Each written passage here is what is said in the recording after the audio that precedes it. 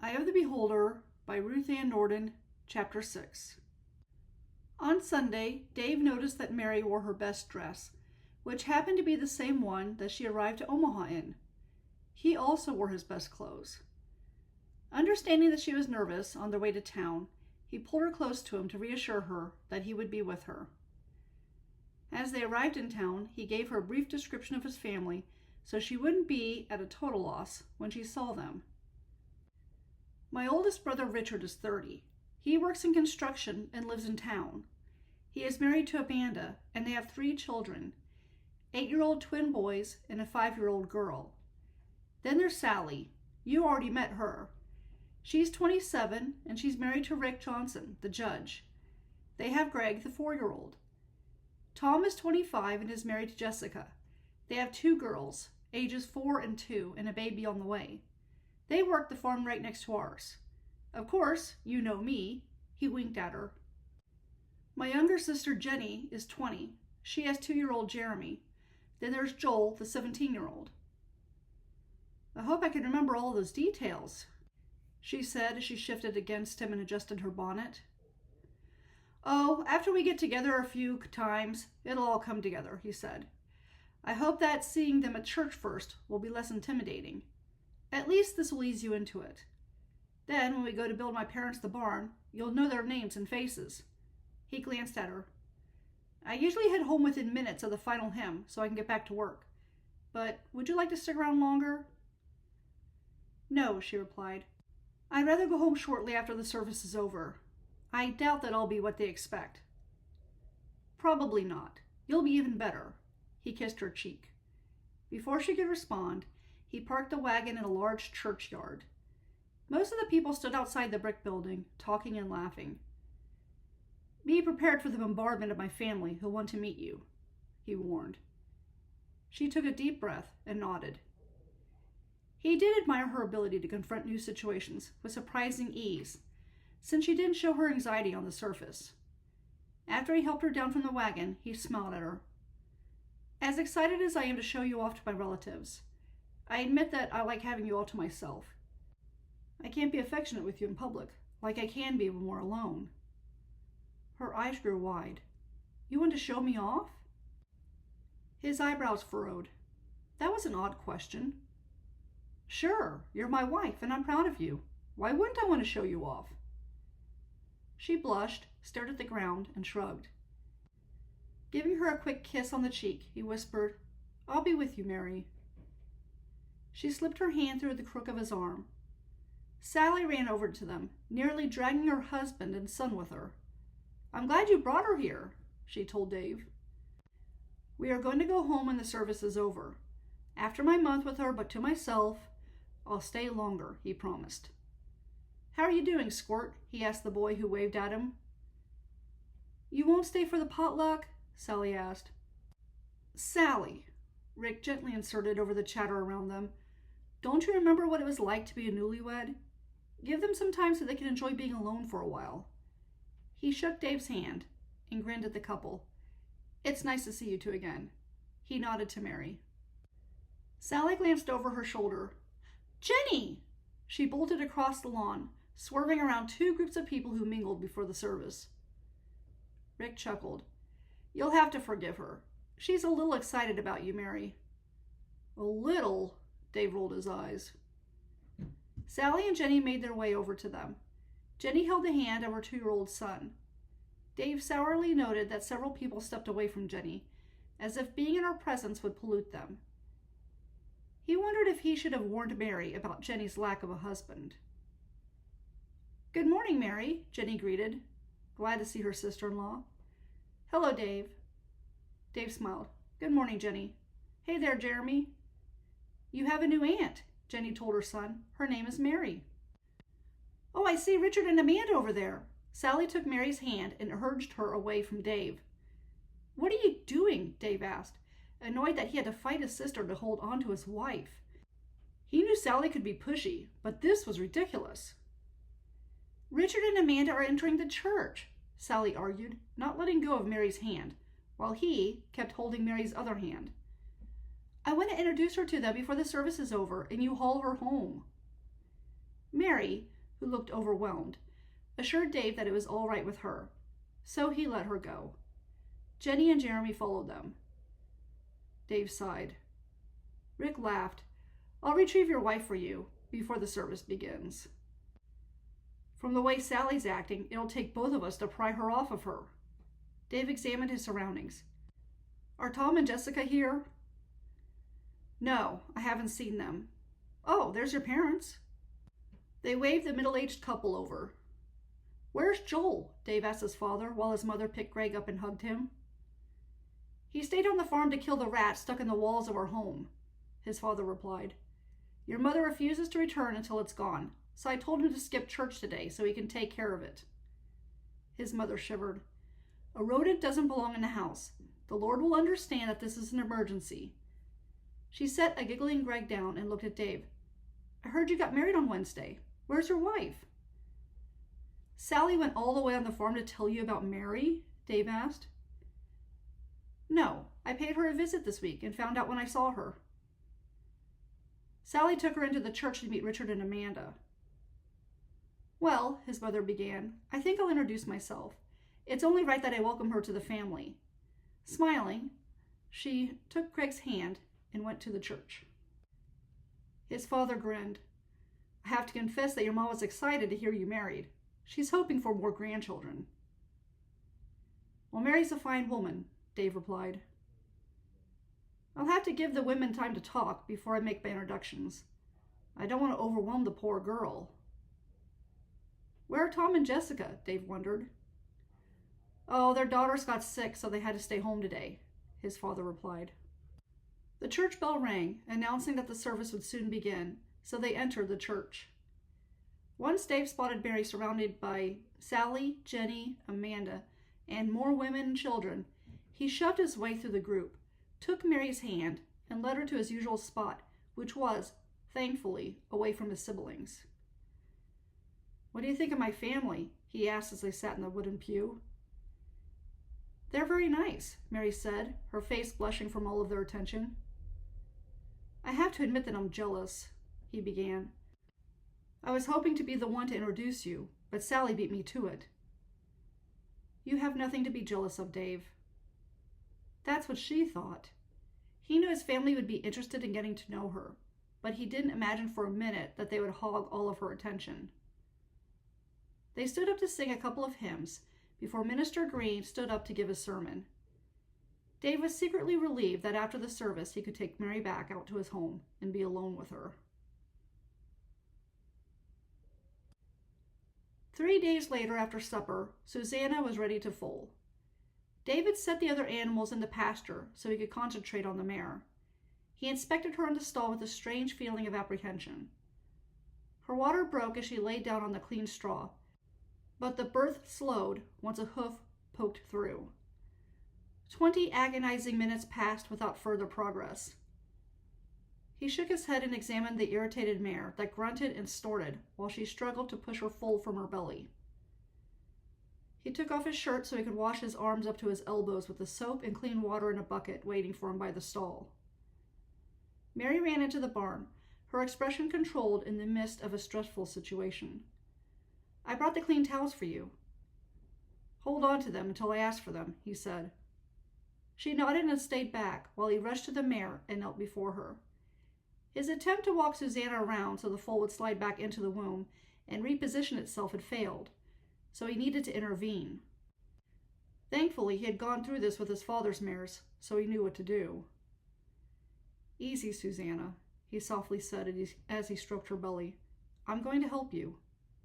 The horse snorted her reply. His hand followed the foal's hoof up into the birth canal, making his arm slippery as he kept his other hand on the mare's belly and braced his knees on the ground so he stayed in place. At least the hoof out of the womb was a front hoof. He sought out the other front hoof, which was bent to its chest. He grabbed it, the muscles in his arms and back straining as he pulled the hoof towards the mare's hind hooves so he could rotate the foal's head to the birth canal. Susanna neighed and jerked her head to look at him. Your babe will be out soon, he assured her. Turning to Mary, who was silently watching them, he asked for one of the towels which she handed to him. The 2 slippery hooves were safely out of the birth canal, so he took the towel and grabbed them. He pulled them toward Susanna's hind hooves, straining against the weight of the animal that struggled to get out of the womb. When the shoulders and head appeared, he decided to see if the foal would progress without further help. He backed up and stood next to Mary, so he could give the 2 animals space. To his relief, the foal's upper body emerged on its own. It stopped when its hips were at the threshold of entering the world. "Do you need to pull it out again?" Mary whispered. He glanced at her. "I don't know yet. The foal could be resting for a moment. Birthing can be a lengthy process." She nodded and waited expectantly beside him, her hands clenching the second clean towel as she stared at the mare and foal. Before long, the foal's hind hooves left the womb, and the animal rested against its mother's belly. Satisfied, Dave returned to the bucket of water and dipped the soap into it. "They'll lay like that for about 15 minutes, he said as he rubbed the soap in his hands. "I must admit that it was thrilling to watch the birth." Mary smiled at the 2 horses. "Would you like to name the foal?" Her eyes turned in his direction. "Really?" He nodded. "I'd have to think of a good name. How did you decide on Susanna?" "Jenny named her," he said. "I'm not good with picking out names." After working up a good lather, he spread it over his arms and chest. "I'll have to think of one." Shooting another look at the stall, Mary smiled. "It's not all that different from a human giving birth. Every birth I've been to has been like this." "You have to stick your arm up the woman's birth canal?" She shook her head, seeming amused at his joke. "You know, I have seen the midwife stick her hand up there to help rotate the baby so it comes out easier." He cringed, not wishing to imagine an entire hand in that area of a woman's body. He quickly rinsed his upper body. "I'm sorry I jested." She laughed and rubbed a towel over his arms and chest to dry him off. "What I mean is that Susanna is already bonding with her foal. It's the same way with human mothers. Despite all the pain and length of the labor, they can't wait to hold their babies."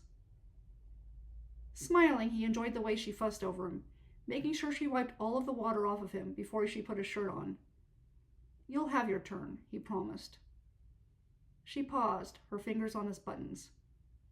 By the pretty shade of pink that rose in her cheeks, he realized that he had caught her off guard.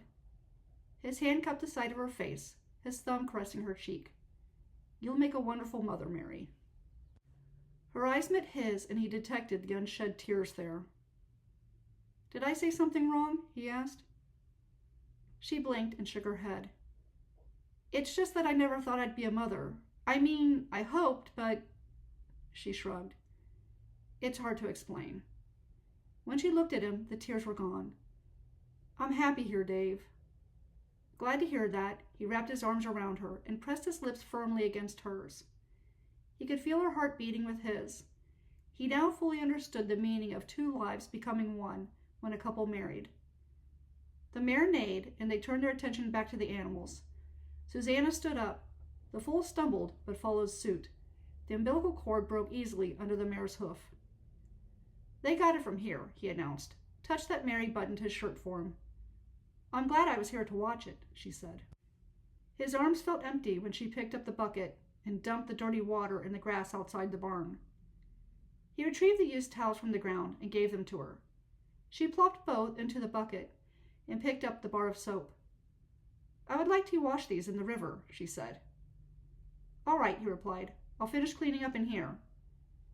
She paused in the entryway of the barn.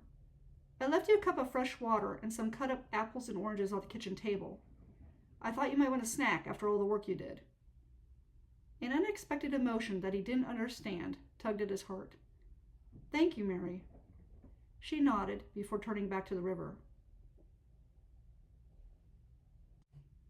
2 days later, Mary lifted the lacy curtain that framed the kitchen window so she could watch her husband take the mare and foal out to the gated field, where they could be free from the confines of the barn. Dave's broad shoulders made him appear larger than life. She blushed as she recalled how his naked body felt as it pressed up against hers. That he made love to her as willingly as he did meant everything to her, since it meant that he found her acceptable to touch. She found the becoming one flesh to be very pleasing, especially since, during the act, she actually felt beautiful. She forgot how she really looked when it was just the two of them in the dark. He called out to his stallion, but the horse shook its head and neighed in protest. She chuckled as he made a pleading motion to the animal, which took a moment to consider its options before it trotted over to him. She caught sight of his profile as he turned to lead the animal to the saddle resting on the ground. His handsome features intrigued her, making her eager to stare at him. He had shaved every day, saying that he didn't want his beard to scratch her face. Her heart had raced with excitement when he kissed her afterwards. "You see, isn't that better than having to rub your face against a stubbly bush?" he had teased her. She didn't care whether he shaved or not. She would gladly kiss him any time he wished. She owed him because he had saved her from a spinster's life. Truth be told, she doubted any other man would have been willing to marry her. She determined to be the kind of wife who would bless him. She hoped the apple pie she was making would be a good start. Glancing back from the crust that she was rolling out on the table, she spied him saddling the horse. He had a big smile on his face. He was happy out here. His own joy spread outward until it affected her. She couldn't recall a time in her life when she had been as content as she was at this moment. As soon as he rode the stallion out of her view, she focused on making the pie. Once she set it in the oven to bake, she decided to mend his shirts. The process didn't take long. She already finished sewing a pair of brown breeches for herself. She hesitated to wear the pants, but Dave wished to teach her to ride Susanna. "She's a gentle mare," he'd said. "You have nothing to worry about." She could only hope he was right. The thought of riding a horse terrified her. What if she fell off? She directed her attention back to the beige shirt in her hands and noticed another bug walking across the floor by her foot. She stomped on it, immediately killing it. Living in the house with bugs seemed to be a given, but she barely noticed their invasions. She was a woman in love, and love made everything wonderful. She finished with the mending, placed his shirts in the wardrobe, and returned to the pie, which was done. The smell of apples and cinnamon filled the house. She couldn't wait to surprise him with it. By the time she set the table, she happened to glance out the window and saw him. He returned and let Jack go into the field. Pouring the coffee into their cups, she looked up and smiled when he entered the house. "Hello, Dave. I made Johnny cakes, a salad, bean soup, and apple pie." She placed the cups next to their bowls and plates. Striding to her, he returned her smile, took her in his arms, and kissed her. "Coming home to you is my favorite part of the day." She laughed as he spun her around, before letting her feet settle back on the ground. "You might change your mind about that when you taste the pie," she warned. "Then coming home, the dessert will be your favorite thing. In Maine, the customers at the restaurant used to order more than one slice." He gave her another kiss. "They must miss you." He released her from his embrace and went to his seat. They missed her meal she'd made. As for her, she knew her family missed her, but they would be most likely relieved when they found out that she had married after all. They did worry about her. She missed them too, but living in Nebraska was turning into more of an adventure than she had hoped it would be when she got on the train. She turned her attention to her husband and sat across from him. "I see that your pants are ready," he noted. He bit into his Johnny cake. "Yes, I suppose I can't talk you out of teaching me to ride Susanna?" She picked up a spoon and twirled it in her hand instead of putting it into her bowl of soup.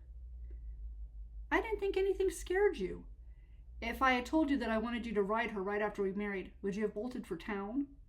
His eyes twinkled as a grin spread across his face, so that she knew he was joking with her. Deciding to ignore his question, she asked, "Would you like to try a slice of pie?" "Not until I'm done eating the main course. I love your pies too much. If I start in on one slice, I'll eat another and another until I'm too full to eat anything else.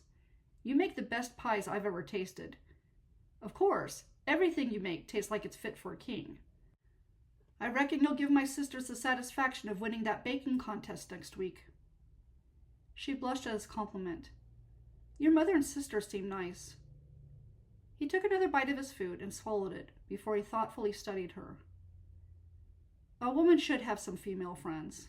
I've been selfish keeping you all to myself. I enjoy being with you, Dave. I hope so. It would be a shame if we didn't get along. Placing her spoon in the bowl, she stirred the beans. He took a drink from his coffee cup. After dinner, I'm going to repair a part of the wall in the barn that is deteriorating. She paused, her spoon, full of bean soup, halfway to her mouth. I thought you already did that. Oh, this is another section of the wall. Sod barns need constant repairs.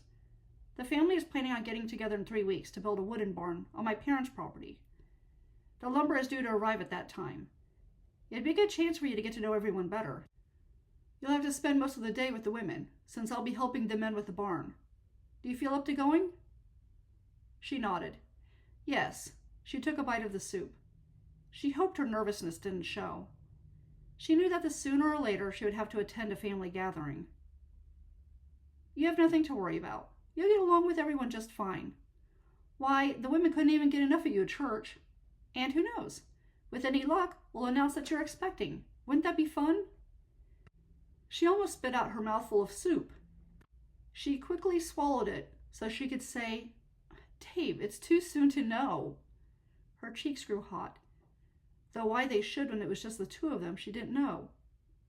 Perhaps it was the fact that making love to him was still new. We have 3 weeks to find out, he said. If you don't menstruate in that time, we'll know.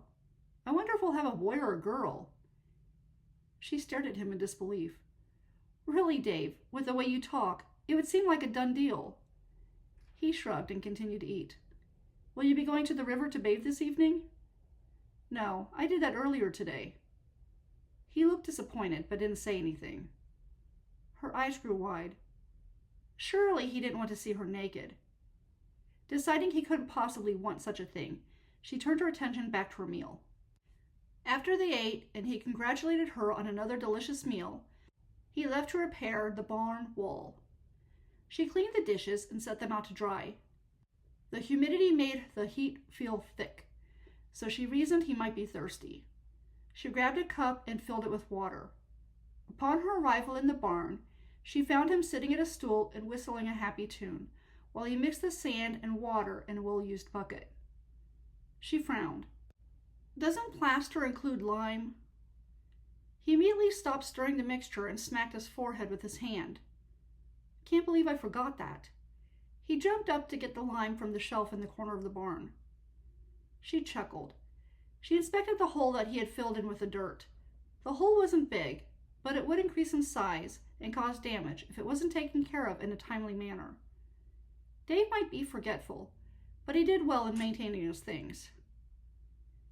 He returned with the lime and dumped it into the bucket. Thanks for saying something. I don't know what I'd do without you. You'd probably do the same things you did before we met. I remember that I did a lot of running around because I'd forget stuff, like adding lime to the plaster. You saved me from having to redo my tasks. She shrugged. Anyway, I thought you might be thirsty, so I brought you some water.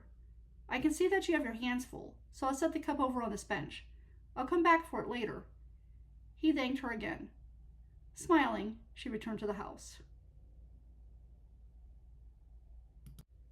The next morning, Dave saddled 2 of his horses in the barn. There was nothing quite like the smell of leather and a horse together. He thought that Mary's adventurous spirit would endear her to riding a horse once she got over her fears. Noting the sound of footsteps, he peered over Susanna's back and saw his wife banging her way over to him.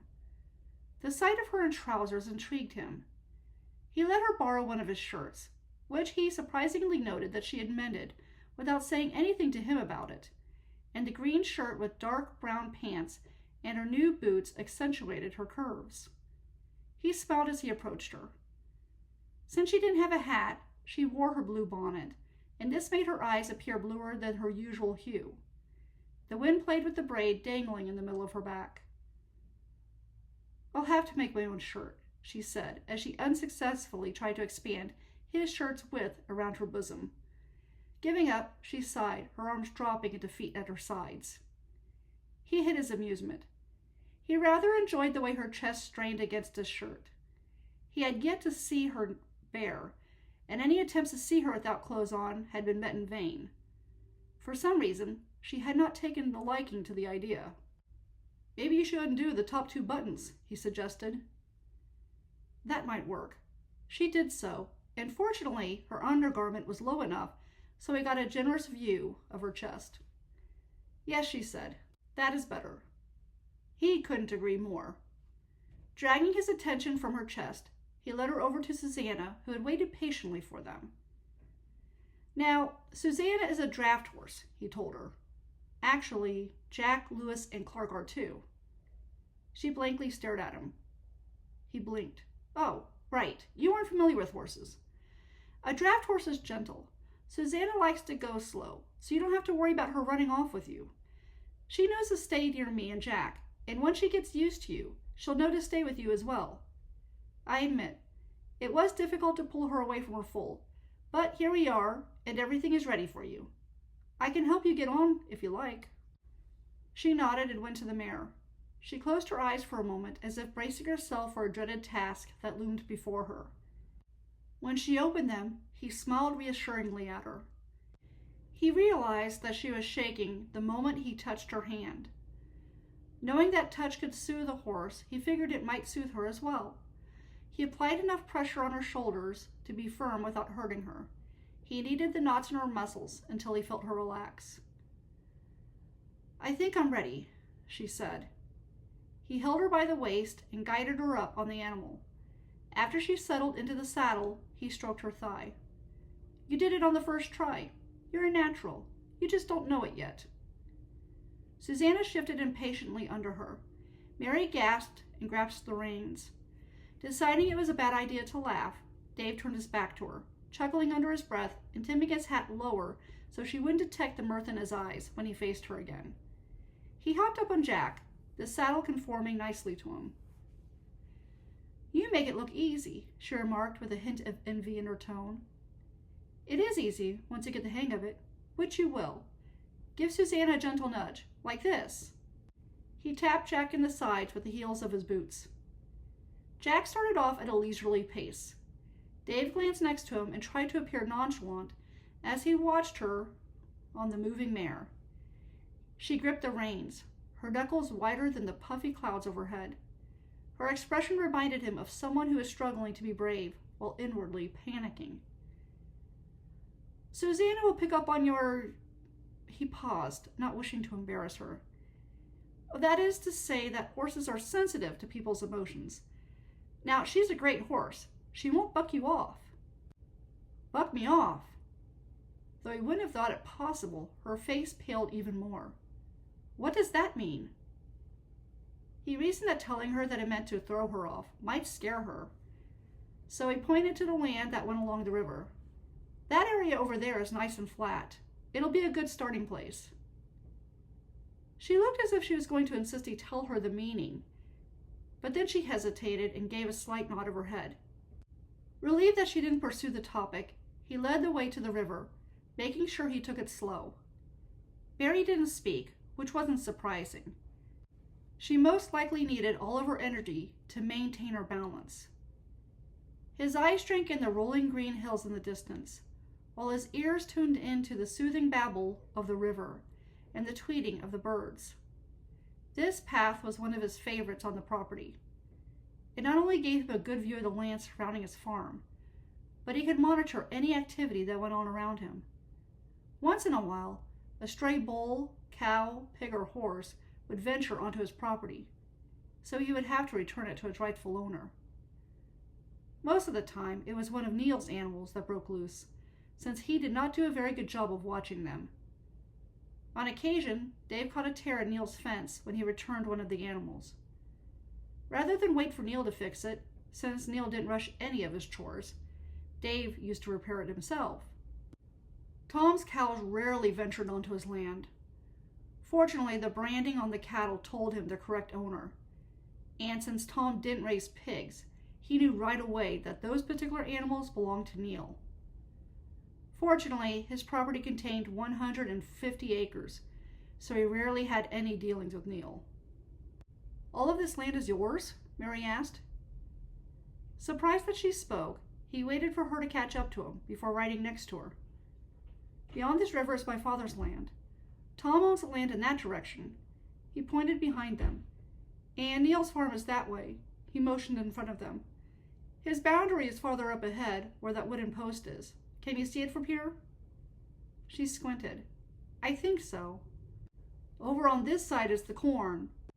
He glanced at the land to the other side of them. Come harvest time, most of the neighbors will get together to help gathering the crops. It's a good way for women to come together and gossip. I think you'll have a good time with them, though cooking for us men will get exhausting. We could be worse than locusts when it comes to eating the goodies you women make. Are you trying to scare me again? She grinned at him. She was pretty when she smiled. Why hadn't Dave noticed that before? He shook the thought aside. Just a warning. I hope you'll save a slice of your pie for me when no one's looking. I'd hate to miss that special treat. I'll be sure to do that, she assured him. He studied her as she sat on Susanna. Her shoulders had dropped from their rigid position. Her thighs no longer clenched the sides of the animal. The reins rested loosely in her hands. The worried wrinkles on her forehead had disappeared, and the firm line of her lips had turned up into a slight smile. Well, just look at you, he said. She frowned. What? You're riding a horse, and your posture isn't so stiff. You're already graceful on the beast. She looked relieved and smiled. I guess you're right. Riding a horse may not be so bad after all. He chuckled. She was a natural rider, all right. And that is the end of chapter 6.